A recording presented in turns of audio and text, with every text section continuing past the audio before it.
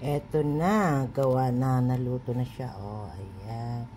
Dadaling ko na ito doon sa kaibigan ko. Mag-get together kami. Ayan na ang kalalabasan ng lechon belly ko. Ayan. Oh, kita nyo guys. Ayan. Luto yan sa air fryer. Ayan. Kain na naman tayo guys. Ayan. Ang lechon belly.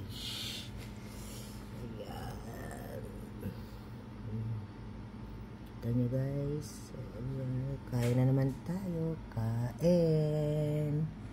Ayan.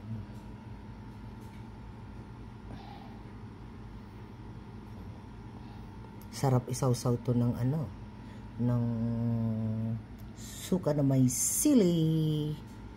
Nagpaluto naman ako ng pakbet doon. O, ayan, mag-get together kami.